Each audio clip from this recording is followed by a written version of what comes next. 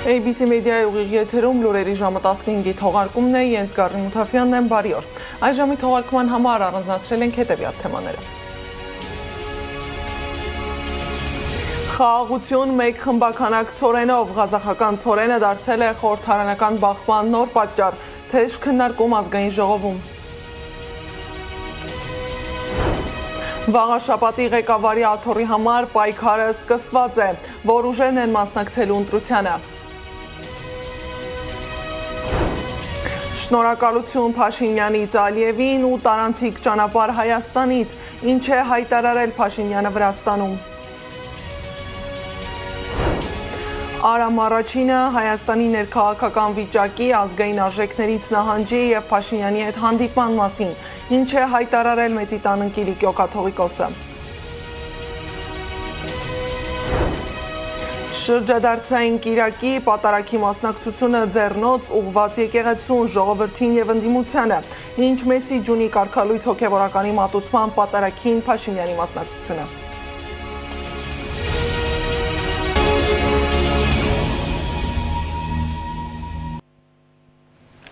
Քիչ առաջ ազգային ժողովը 63 կողմ, 31 դեմ, 0 ձեռնպատ ձայնով առաջին ընթերցմամբ ընդունեց տեսալսողական մեդիայի մասին օրենքում փոփոխություն անելու վերաբերյալ նախագիծը, ըստ որին նվազեցնում են հանրային հեռարձակողների թիվը, հասցնելով 2-ի, վերացնում են նաև կրթական մշակութային ուղղվածության ծրագիր պարունակելու պահանջը։ Նախագծի հենց այս դրույթով էլ ուղիղ հարվածի տակ են դնում շողակաթ հեռուստաընկերությունը։ Խորհրդարանական ընդդիմության կարծիքով սա արժեքների դեմ պայքար է։ Շողակաթ հեռուստաընկերությունը, որը տարիներ շարունակ հեռարձակում է կրթական, հոգևոր ու մշակութային հաղորդումներ, կարող է զրկվել հանրային հեռարձակման իրավունքից։ Ընդդիմությունը հայտարարում է, որ սա պարզապես հայ առաքելական եկեղեցու դեմ տարվող քաղաքականության շրջանակում է։ Հոգևոր մշակութային հանրային հեռուստաընկերությունում համոզված են, շողակաթ հեռուստաընկերությունը փակելու նախաձեռնությունը սահմանափակում է պետության պարտավորությունները քաղաքացիների հանդեպ։ Օրենսդրական ճանապարհով փաստացի սահմանափակվում է Հայաստանի Հանրապետության քաղաքացիների մշակութային և կրթական իրավունքները։ Կրթամշակութային բովանդակությամբ հանրային հեռարձակում ունենալու անհրաժեշտությունը գիտակցված մշակված խնդիր է քաղաքակիրթ ժողովրդավար աշխարհում, հանրային հեռարձակողի ինստիտուտի հայեցակարգի հիմքում մշակութային արժեքի իմաստալի տեղեկատվության փոխանցումն է։ Շողակաթը հանրային եթերում օրական 14 ժամ հաղորդում է ապահովում կրթական, մշակութային և մանկական ծրագրերով։ Երգչուհի Լիլիթ Բլեյանն անհանգստացած է ազգային ժողովի որոշումից։ Ասում է, ՔՊ-ն որոշել է հանրային միջոցներն ուղղել առաջնորդի Նիկոլ Փաշինյանի փառաբանմանը, ոչ թե մշակութային ծրագրերին։ Սա հերթական քայլն է եկեղեցուն և ազգային արժեքներին հեռացնելու ուղղությամբ։ Բոլորս հասկանում ենք ինչի մասին է խոսքը։ Դուք ուզում եք եկեղեցուն հերթական հարվածը հասցնել եւ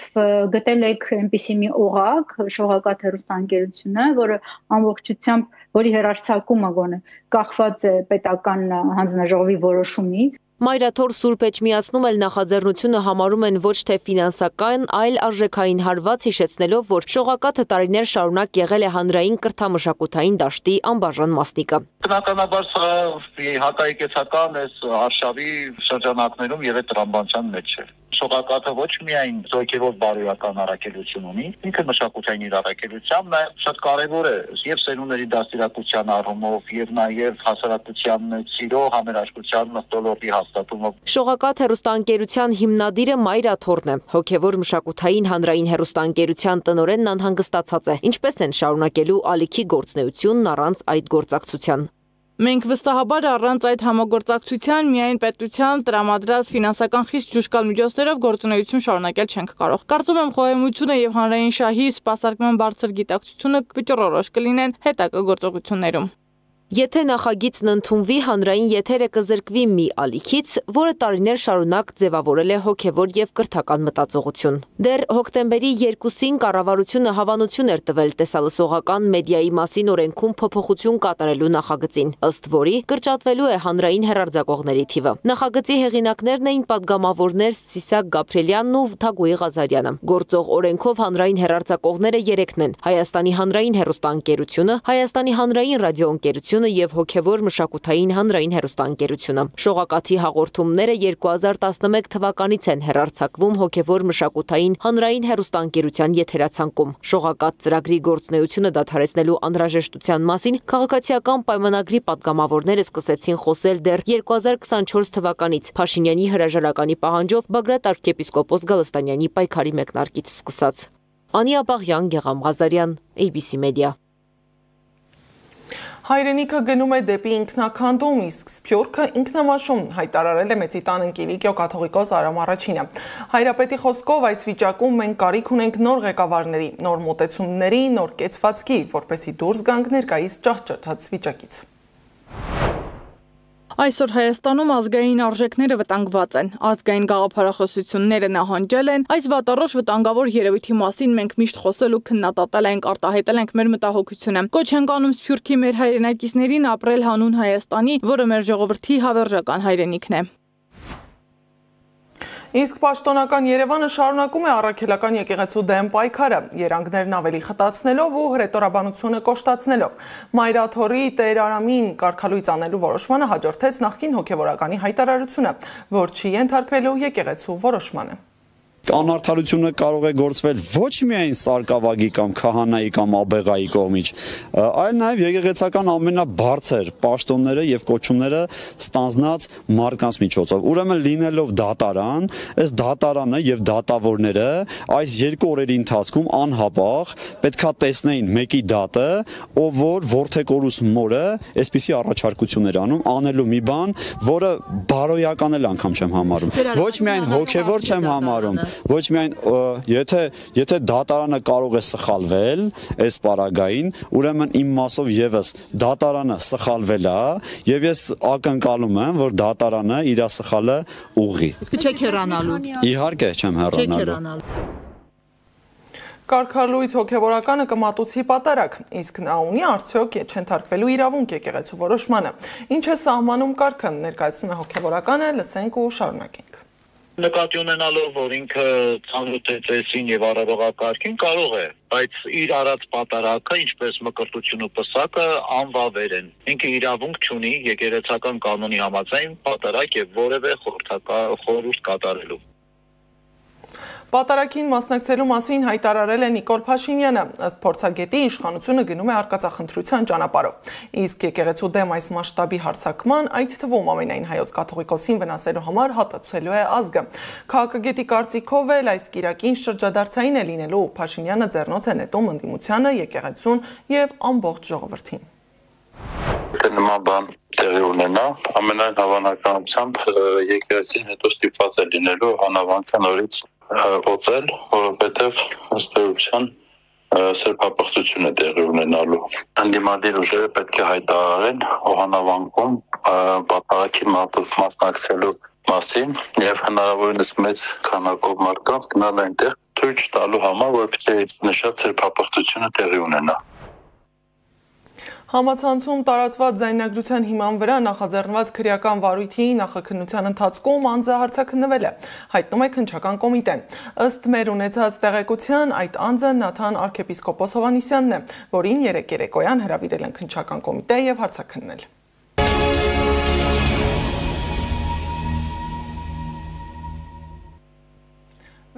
Ազգային ժողով այսօր էլ նիստն անցնում է բավականին թեժ մթնոլորտում։ Պատգամավորները խոսել են ղազախական ցորենի Ադրբեջանով Հայաստան ներկրելու մասին։ Ըստ ընդդիմադիր պատգամավորի ոչ մի խոսք չկա ապաշրջափակման կամ լոգիստիկ դիվերսիֆիկացիայի մասին։ Հայաստանի էկոնոմիկայի նախարար նով է Գևորգ Պապոյանը, թե Ադրբեջանի նախագահ Իլհամ Ալիևը, հարցրել է Գեգամ Մանուկյանը։ Լարված քննարկումից առանձնացրել ենք մի քանի հատված։ Դիտենք։ Վերջին երևի 30 տարում առաջին անգամ Ադրբեջանի տարածքով ղազախական ցորեն պիտի ներկրվի Հայաստան։ Ես երեկվանից կարդում եմ արձագանքները ու անկեղծ ասեմ, այդ մասին գրառում եմ արել, բայց մի հատ էլ ասեմ, զարմանում եմ, որովհետև ոնց որ վատ բան է տեղի ունեցել։ Հիմա ուզում եմ հաստալ, քանի որ առավել եւս ձեր խմբակցության մեջ մարդիկ կան, որոնք պետական պաշտոններ են զբաղեցրել, այդ թվում նաև տնտեսական, միջազգային հարաբերությունների ոլորտում, պարոն Մինասյան, պարոն Խաչատրյան, պարոն Ավետիսյան, պարոն Ռուստամյան, պարոն Գևորգյան, խնդրում եմ վեր կենալ եւ ուղիղ առանց մանևրելու ուղիղ ասեք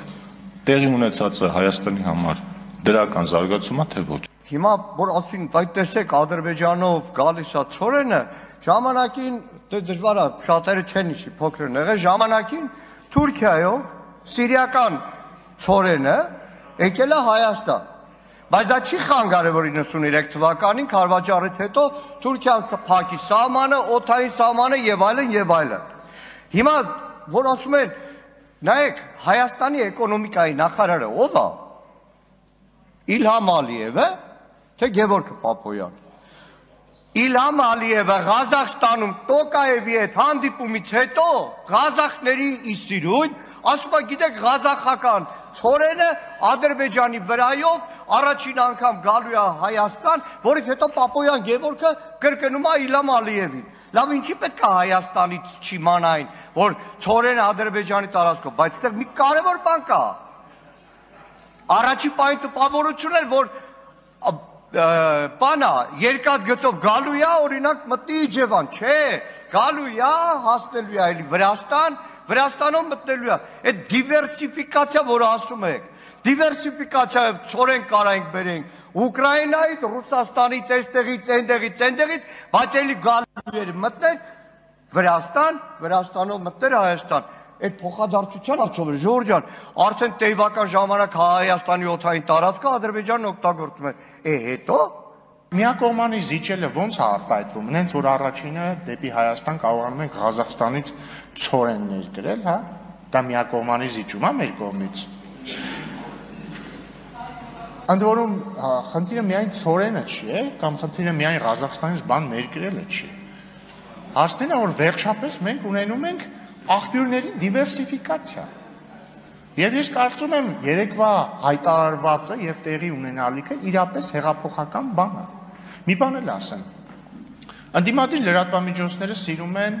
ցանկացած արտահայտություն Ադրբեջանից հնչող որը ապակառուցողական է տիրաժավորել նորմալ է լավ են անում որովհետեւ իրոք նման հայտարարությունները ապակառուցողական հնչում են մերթ եւ մամուլն ճիշտ է անում հրապարակում է դրանք Բայց օրինակ երեք հետաքրքիր հայտարարություն է հնչել Ադրբեջանից, ես գրեթե ոչ միտեղ չեմ հանդիպել դա։ Ոչ էլ հանդիպել եմ ընդդիմադիրների էջերում։ Բաժնում է երեք Ադրբեջանի նախագահն ասել է, որ սա այսինքն որ Ադրբեջանը հանել է սահմանափակումը դեպի Հայաստան բեռ տարանցելու, եւս մեկ ապացույց է, որ խաղաղությունը ոչ միայն թղթի վրա է, այլ նաեւ իրականությունում։ Հիմա ինչի հերթով չեք գալիս, դուք սիրում եք, չէ՞, Ալիևին ցիտել։ Հերթով եկեք ցիտեք։ ԿՊԱ-ականները առավոտյան բարձր վիտամինացված նախաճաշ են կերել եւ որոշել են հերթական անգամ իրենց ձախողումները քողարկելու համար հարձակում գործել ընդդիմության դեմ։ Գիտեք, պարոն Ռուբինյան, Կարլ ֆոն Կլաուզևիցը մի խոսք ունի, ասում է նվաճողը, սիրում է խոսել խաղաղության մասին, դրանով քողարկել, որպեսզի կարողանա առանց դիմադրության գրավել քո երկիրը։ Պարոն Քոչարյան, միգուցե դժգոհ եք, բայց Կլաուզևիցը ճիշտ է ձեզ չի ասում, բայց էլի հայտնի մարդ է։ Հենց որ միմիկան, էքսպրեսիան խնդրում եմ, գոնե իմ ելույթի ժամանակ մի քիչ մեղմել։ Այսինքն պարզ է ինչի է խաղաղությունից խոսում Ալիևը։ Պարզ է թե ինչի է խաղաղությունից խոսում նաև այսօրվա իշխանությունը ճակերտավոր, որովհետև կա երկու նվաճող՝ դրսից Ալիևը եւ ներսից քաղաքացիական պայմանագիրը, որը ժողովրդին խոստանալով Շուշի եւ Հադրութի դեօկուպացիա խաբեությամբ զավթել է իշխանությունը։ Զուգահեռ Փաշինյանը Վրաստանում մասնակցում է Մետաքսի ճանապարհ 5-րդ համաժողովին։ Փաշինյանը համաժողովի ամբիոնը գործածել է Իլհամ Ալիևին շնորհակալություն հայտնելու համար Ադրբեջանի տարածքով Հայաստան բեռների տարածման սահմանափակումները հանելու համար։ Հայաստանը հենց այսօր պատրաստ է տարանցման ճանապարհ տալ, հայտարարել է Փաշինյանը։ Ադրբեջանից համաժողովին մասնակցում է վարչապետը, որն էլ հայտարարել է Ադրբեջանի եւ Հայաստանի միջև խաղաղության համաձայնագիրը գրեթե պատրաստ է։ Մնում են վերջնական մանրամասները։ Խաղաղությունը կստորագրվի, երբ ժամանակը գա, ասել է Ալի Ասադովը։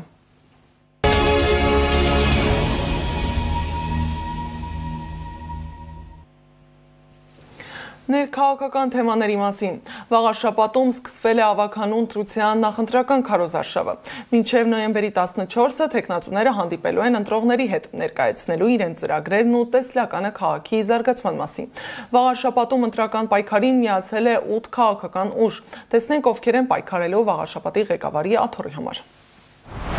Առաջին համարով հանդես է գալիս հաղթանակ դաշինքը, որը միավորում է առաջ եւ հայ հեղափոխական դաշնակցություն կուսակցությունները։ Դաշինքի ցուցակը գլխավորում է Սևակ Խաչատրյանը։ Համահայկական ճակատ կուսակցության ցուցակը գլխավորում է Արտյոմ Սիմոնյանը, Հանրապետություն կուսակցությանը Հարություն Մկրտչյանը։ Մայր Հայաստան ազգային դեմոկրատական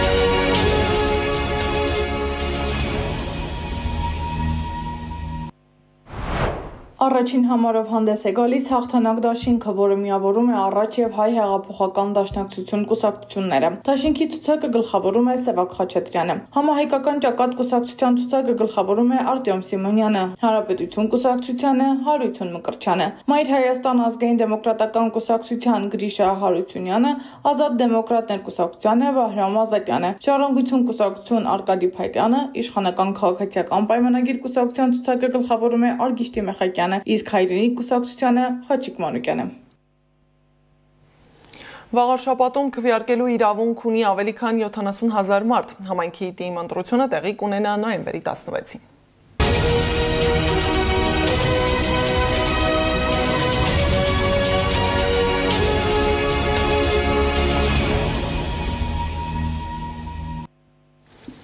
Միջազգային լրահոսից Եմենի հյուսիսում իշխող Անսար Ալլահ շարժման առաջնորդը հայտարարել է, որ իրենք զարգացած ռազմական արդյունաբերություն ունեն եւ ինքնուրույն են արտադրում ամբողջ զենքը, ատրճանակներից հրթիռներ։ Պարզվում է Եմենն այս ցուցանիշով այժմ առաջատար դիրք է զբաղեցնում ամբողջ արաբական աշխարհում։ Իսկ Միացյալ Նահանգների փոխնախագահ Ջեյդի Վենսը Իսրայել կատարած այցի ընթացքում հայտարարել է, որ Գազայում ամերիկացի զինվորականներ չեն տեղակայելու։ Նրա խոսքով բոլոր երկրները պետք է մասնակցեն Գազայում հետպատերազմյան վերականգնմանը, ֆինանսական, դիվանագիտական միջոցներով, ապահովելով խաղաղ գործընթացի շարունակությունը։ Միջազգային մյուս լուրերը ռեպորտաժում։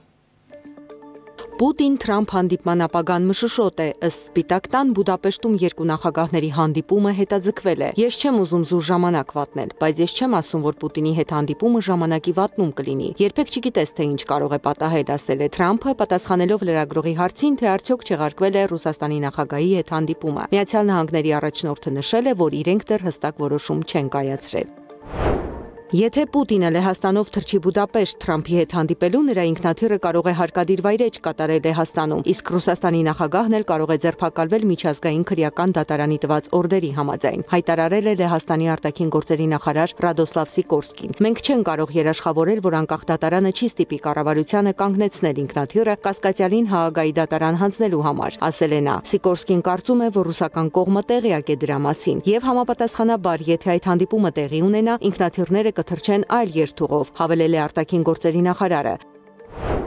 Թմկահարից հաղորդավար ու վերջապես վարչապետ։ Պատմական խորհրդարանական քվեարկության արդյունքում Սանաե Տակայիչին ընտրվել է Ճապոնիայի վարչապետ, դառնալով երկրի պատմության մեջ առաջին կին վարչապետը։ 64-ամյա Տակայիչին նախկինում զբաղեցրել է բարձրաստիճան կառավարական պաշտոններ, այդ թվում տնտեսական անվտանգության նախարարի, ներքին գործերի եւ կապի նախարարների պաշտոններ։ Նա նաեւ աշխատել է որպես հեռուստահաղորդավար։ Դրանից առաջ էլ Metal Rock խմբի թմկահար է եղել։ Երկու անհաջող փորձից հետո Տակայիչին վերջապես հասել է իր վաղեմի նպատակին, դառնալով Ճապոնիայի առաջին կին վարչապետը։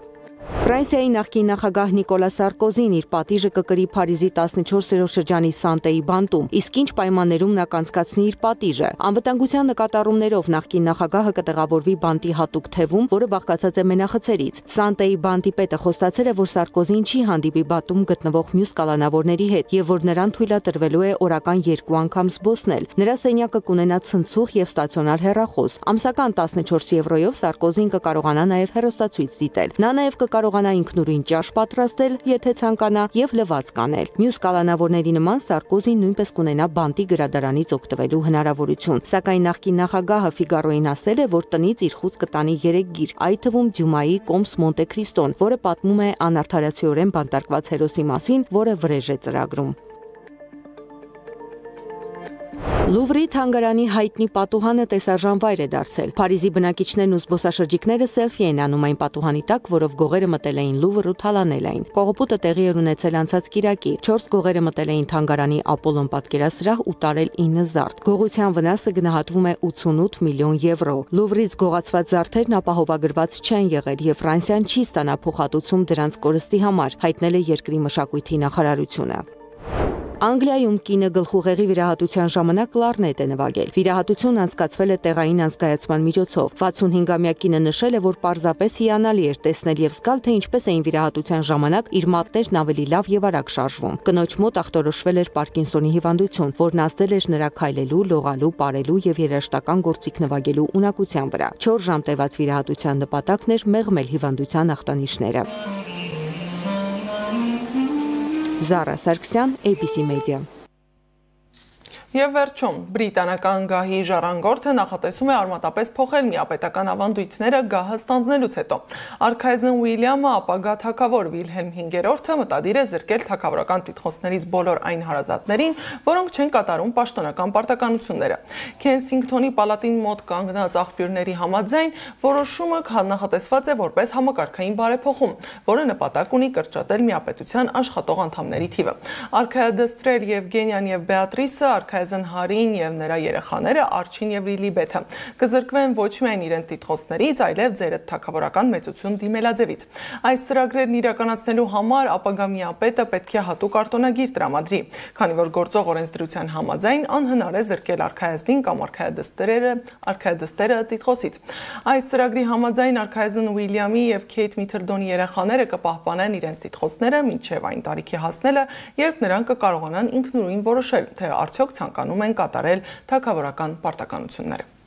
Այս ժամի թողարկման համար նախատեսել էինք այսքանը, շարունակեք հետևել ABC Media-ին սոցիալական բոլոր հարթակներում, YouTube-ում, Facebook-ում, Telegram-ում, WhatsApp-ում ու Instagram-ում կամ այցելեք մեր պաշտոնական կայք www.abcmedia.am։ Այժմ դիտենք կոդ 070 հաղորդաշարի հերթական թողարկումը, իսկ ժամը 18-ին եթերում կլինի ABC Newsroom-ը։ Պատերազմի նախորդին բոլորս հավաքվել էին Բարդակում, Ստեփանակերտի։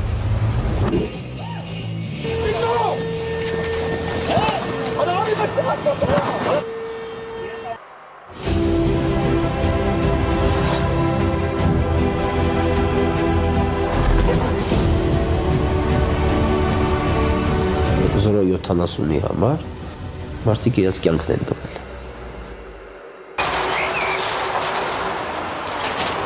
Մաթիլդա, հիմա ամենաառաջի գործը կատվին պիտի կերտանք։ Սա գիշեր սոված սպասում է։ Ասում է ամբողջ օրը ստե մենակ եմ, մի կատու էլ չկա հետս շփվեմ։ Այնպես ստացվեց ընկերներից մեկը ասեց, որ իր ընկերուհին ունի կատու, երբ ծնելուց հետո արդեն կնվիրի ինձ։ Այդպես ստացվեց, որ մի օր զանգեց, ասեց կատուն ծնել է, շուտով դու էլ կատու կունենաս։ Այդպես արդեն հայտնվեցինք, անվանեցինք Մաթիլդա։ Բլոկադան կանխատեսել էր։ Ես գիտեի, որ եթե ոչ այսօր, ապա վաղը հաստատ իրենք դա անելու են։ Իրենք անելու են դա այն ժամանակ, երբ որ արդեն իրենց բեռները կտեղափոխեն, այսինքն իրենք լոգիստիկ խնդիրներ չէին ունենա։ Երբ եկա Երևան, առաջի օրը արդեն որոշեցի, որ պիտի մնանք Հայաստանում։ Ես չգիտեի, մեզ այստեղ կընդունեն, չեն ընդունի, այսինքն խնդիրներ կլինեն, հնարավոր է մարդիկ օգնել են մեզանից։ Արդեն հարազատները չկային, բոլոր ընկած իրար էին փնտրում։ ինչ որ մեկը գտել էր դիակներ տեղափոխում Երևան։ Ընկերուհիս նկողում էր իրենց, գտա, տեղափոխեցի մեր տուն։ Ես էլ իրերս հավաքվեցի, ու արդեն անցա զինվորական ծառայության, հայրենիքի պաշտպանության։ Ուշատի! Ամազարկո! Գրա!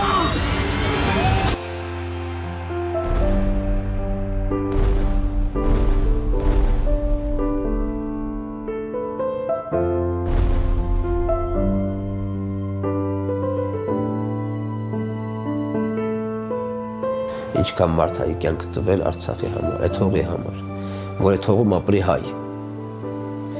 Ուղղակի մարդիկ հիմա չեն պատկերացնում մենք ինչ են կորցրել։ Նույնն էստեղ է։ Հարցը Արցախը չի, հարցը այն չի, որ մարդիկ չհասկացան Արցախը կորցրել ինչ են կորցրել։ Նույնն էստեղ է։ Դա ոչ շուտան էլի չեն հասկանա, որտեղ չեն եղել։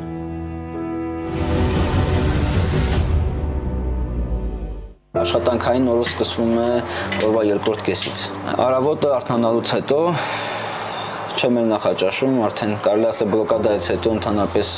սննդակարգս չի փոխվել։ Հնարավորինից քիչ եմ սնվում։ Ընկեր ունեմ, ով հիմա ապրում է Ռուսաստանում, իրենք ունեին նկուղում ունեին աղի պաշարներ։ Մոտ տոննա ու տոննայից ավել։ Երբ հիշեցի, զանգեցի, խնդրեցի, որ եթե հնարավոր այդ աղը վերցնենք, տանք հացի փռերին, որովհետև հացը առանց աղ էր։ Հաց չկար, եղածներ արդեն առանց աղ էր։ Ասեց խնդիր չկա, իհարկե, ընդհանրապես պետք է չհասնել, բացեցինք, հասկացանք, որ աղ չկա։ Մնացել է երևի մի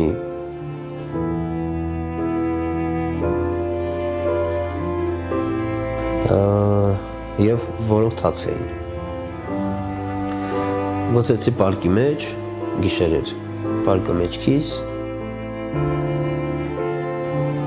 Հենց իրենց տան հարևանությամբ մի տղակար, ասեցի, ինչ ես տանում, ասեցի, աղ, որ խնդրեմ մի քիչ կտաս, ասեցի, իհարկե։ Ինքը տան պատուհանը բացեր, ցածկեստուն ինչ-որ բաներ ա փնտրում, կոպեկ ա փնտրում, որ տա, քանի որ կարգը տենց ա, որ աղ են տալիս, պիտի կոպեկ տաս պարտադիր։ Ու 20 կոպեկ գտա բերեց ինձ տվեց։ Ու այդպես ճանապարհվեցի տուն։ Մոտ 2 կիլոմետր։ Այդ աղի պարկը համարյա դատարկել էր, որ հասել էի տուն, որտեղ բաժանում էին մարդկանց, ով ճանապարհին հարցնում էր, ու գիտեք, այնքան թեթևացավ իմ բեռը։ Ամեն առումով։ Այսինքն այդ աղը ես որ քաշ տայի մինչև տուն, երևի մեջ քսել կցավեր, հոգիս է։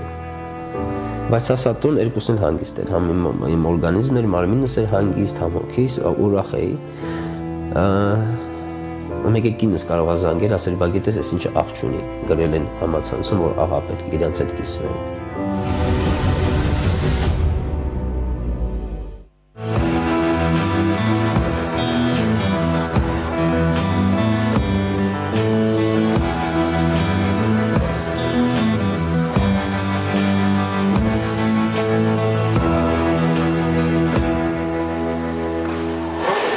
Կարևորը ձմեռը անցկացնելն էր։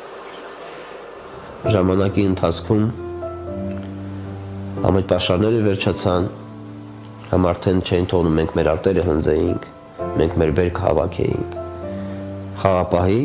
ներկայությամբ, այսինքն խաղապահը կանգնած էր դաշտում կամ բանյորի վրա խփում էին։ Արևտուրն անելուց հետո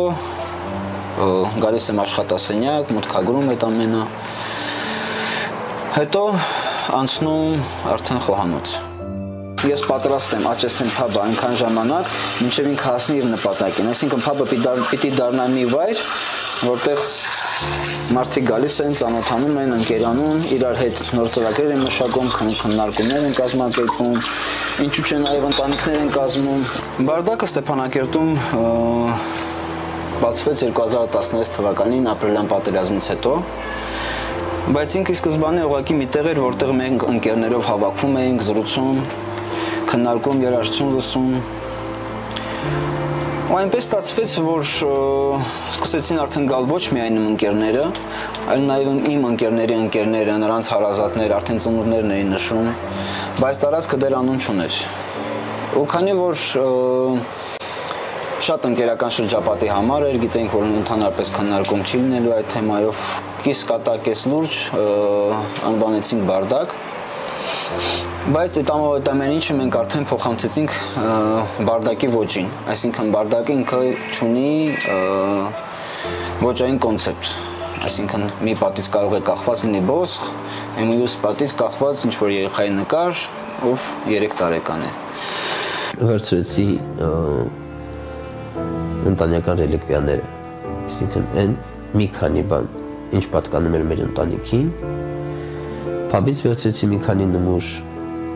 մառանից վերցրեցի մի քանի նմուշ, ֆորեստից վերցրեցի, ձիուսանձը վերցրեցի, ու այդպես։ Գիտեք, եթե կորցնում ես ամենաթանկը, ինչ որ իրերը վերցնել, արդեն դա մի քիչ տհաճ երևույթ է։ Դեռ չէի որոշել որտեղ պիտի մնամ ու այնպես ստացվեց, որ որոշեցի կմնամ Հայաստանում, քանի որ հասկացա, որ այն ինչ մեզ փոխանցում են համացանցի միջոցով ընդհանրապես չի համապատասխանում իրականությունը։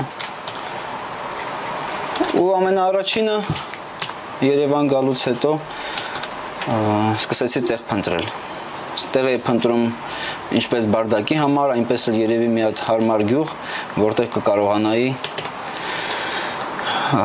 իմ առօրյանը կազմակերպել։ Բայց այնպես ստացվեց, որ առաջին ընտրեցի բարդակը, ու այսպես աշխատում ենք։ Արցախը ճահիճ է, Արցախը ճահիճ է։ Իսկ Արցախ ճահիճ չէին ասում, Ղարաբաղը ճահիճ է։ Ով ասում էր Արցախ, ինքը երևի ավելի շատ Արցախի գինը գիտեր։ Իսկ հիմա եկել հասել ենք ստեղ ու հասկանում ենք, որ մենք ապրում ենք ազատության մեջ, նկատում եմ իսկականից ինչ է կոչվում ճահիճ, այսինքն ոչ թե որ հնարավորություններ ունեն քիչ, այլ որ մտնում ես ինչ-որ միտեղ արդեն դուրս գալ չի ստացվում։ Մենք թույլ տվեցինք իրենք մեր տարածքով ռուսի ուղեկցությամբ վերեցին իրենց անհրաժեշտ սարքավորումները, անգամ Շուշիի մատույցներում էլեկտրոկայանը վերականգնեցին, այդ ամբողջը մեր աչքի տակով։ Ենթակառուցվածքները վերականգնեցին, մի քիչ հարմարվեցին, այլընտրանքային ճանապարհներ ունեցան ու վերջ, արդեն փակեցին մեր ճանապարհը։ Ես դա սպասում էի։ Առաջի անգամ երբ ճանապարհը փակվեց, ես արդեն գիտեի, որ երկրորդ անգամ էլ է փակվելու, որովհետև առաջինը ուղղակի մի հատ հետախուզում էր, հասկանալու ինչ ռեակցիա կտան հայերը եւ առհասարակ տարածաշրջանում գտնվող նաեւ ուրիշ պետությունների, օրինակ Ռուսաստանը։ Միտքն է, որ բարդակը պետք է ունենա մի քանի հաստիկ աշխատողների, այսինքն մենք պիտի ուղղակի զբաղվենք կառավարմամբ, բայց չստացվեց։ Բնականաբար ֆինանսական խնդիրներ, քանի որ հիմա փոքր եւ միջին բիզնեսը տուժում է, ստիպված ենք ցանկացած աշխատանք կատարել բիզնեսը պահելու համար։ Մեկ-մեկ լինում եմ մտքեր, որ ես ամեն ինչից արդեն հոգնել եմ, բայց արդեն հետ գնալու տեղ ընդհանրապես չկա։ Ես գիտակցում եմ, որ կա ավելի դժվար ապրուստ ունեցող մարդիկ, դրա համար ընդհանրապես չեմ բողոքում։ Անհրաժեշտության դեպքում հավաքարարի գործել եմ անում, սպասել եմ լվում, խոհարարել եմ։ Ոչ թե ես ամենակարողն եմ կամ ես եմ այդպես ուզում, ուղղակի գումար խնայելու համար, որտեղ հիմա ամեն ինչ այնքան է դժվարացել։ Մթերքը չի էժանանում, ընդհակառակը թանկանում է, ծառայությունների բոլորը թանկանում են, այսպիսով շատ լուրջ վնասներ է կրում փոքր եւ միջին բիզնեսը։ Ես մի օր առավոտը արթնացա, իմ տղան նորն սկսել է խոսել ու հաց էր ասում։ Բայց տանը չկար ու կինս եկավ ասում երեխան հաց ա ուզում, բայց չկա, ինչ անենք։ Դա ինչ պիտի անենք, ումից պիտի վերցնենք, ում ասես մի կտոր հաց տուր, բոլորի տանել նույնն է։ Ասես մի փոքր գլոր չորացած մի 3-4 սանտիմետր։ Սրբիչի տակից այդ հացի ամանի սրբիչի տակից էս մի գլոր հացի կտոր են գտել, երեխան հետ էր ուտում, sense կրծում էր։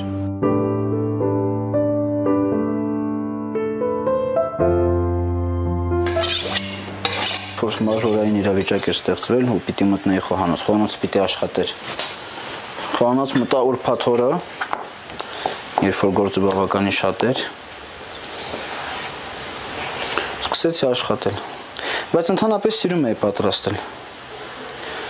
Ես Ստեփանակերտում նաև ճամբար ունեի Forest Camp-ում։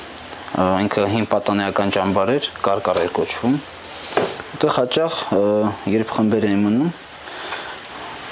իրանց հացը ջուրը ես էի կազմակերպում։ Կամ կարող է ճամբար լիներ, երեխաներ լինեին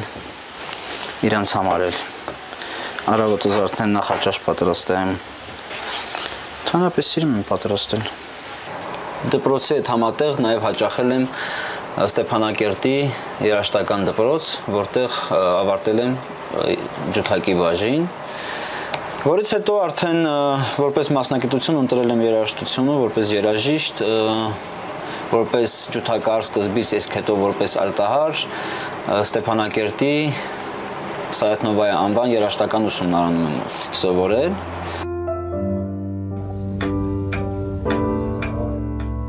Քան տարօրինակ էր գալիս էին մարդիկ, ովքեր երկար ժամանակ չէին երևում։ Գալիս են ընկերներ, ում ես կորցրել եմ պատերազմի ընթացքում։ Այնպես ստացվեց, որ մենք ուղղակի իրար այդ օր հանդիպեցինք։ Հանդիպում կազմակերպվեց, բոլորը հավաքվեցին, իրար հետ զրուցեցին, լավ հոյակապ որ կազմակերպեցինք։ Այդ ժամանակ հիշում եմ, քանի որ դեռ կորոնավիրուսը կար Արցախում, բայց զարգացում չունեցավ, անգամ մեզ զգուշացրել էին, որ թող բոլոր աշխատողները լինեն դիմակով։ Մենք ասացինք, որ աշխատող չունենք, բոլորը այստեղ ինչ ուզում մոտենում վերցնում են, անգամ եկան որ ստուդենտ, տեսնեն այդպես է թե չէ, հասկացան, որ հա, ստուգողներն են մնացին մեզ հետ։ Ու այդպես մինչև առավոտյան ժամը 5-ը։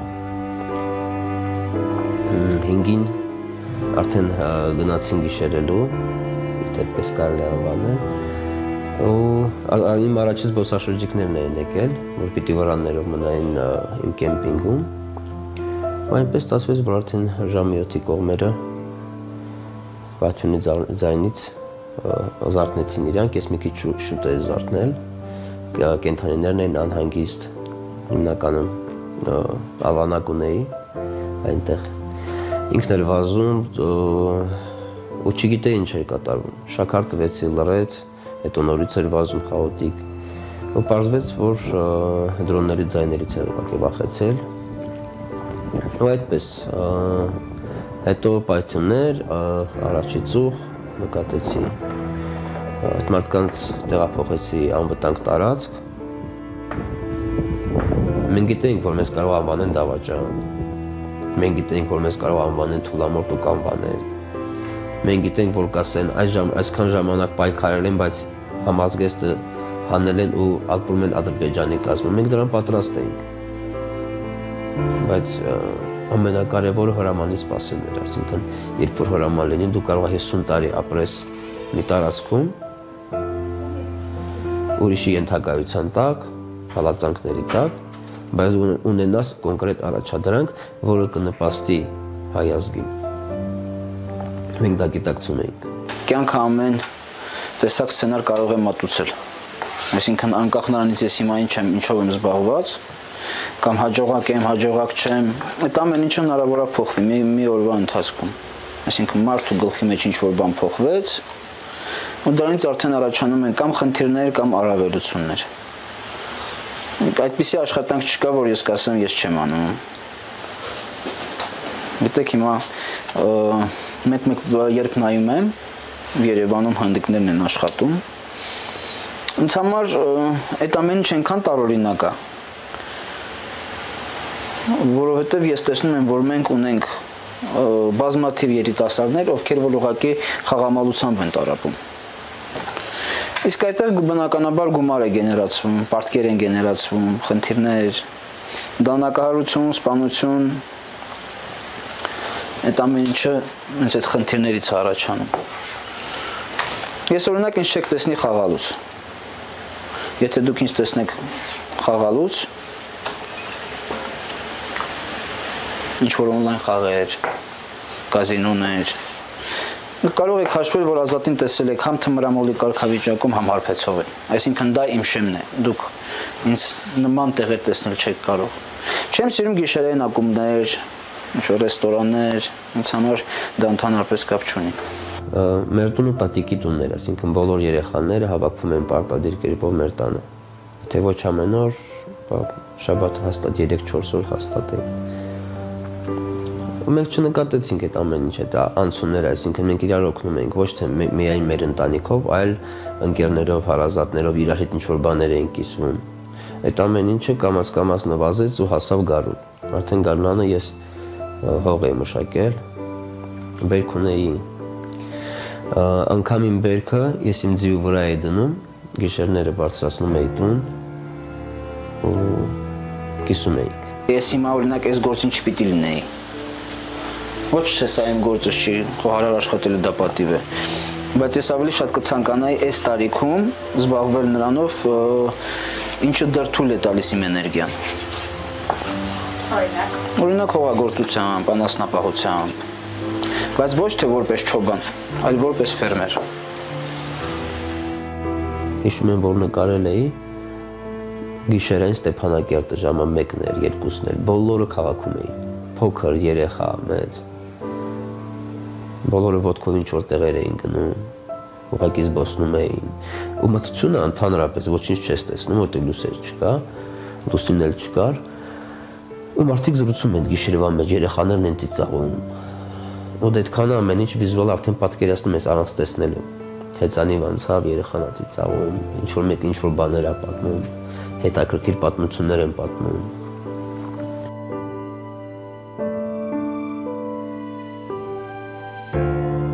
Մենք կհաղթահարեինք Վոլոգդան, ես վստահ եմ։ Ես կարող եմ ասել, մենք անգամ հաղթահարել էինք։ Ուղղակի այնպես ստացվեց, որ մեզ չթողեցին մենք հաղթահարենք։ Ցույց դնենք այդ ամենը, որ մենք հաղթահարել ենք։ Դուրս գալու մասին խոսում էին մարդիկ, ովքեր արդեն իրենց տունն էին կորցրել, ովքեր որ չէին կարողանում պայքարել, բայց մեծ ահռելի զանգված ուզում էր պայքարել, որովհետև այս ամենը տեսնել անհնար էր։ Գիտեինք ինչ ցավ է մեզ սպասում, երբ որ մենք այդ ամենը թողնենք։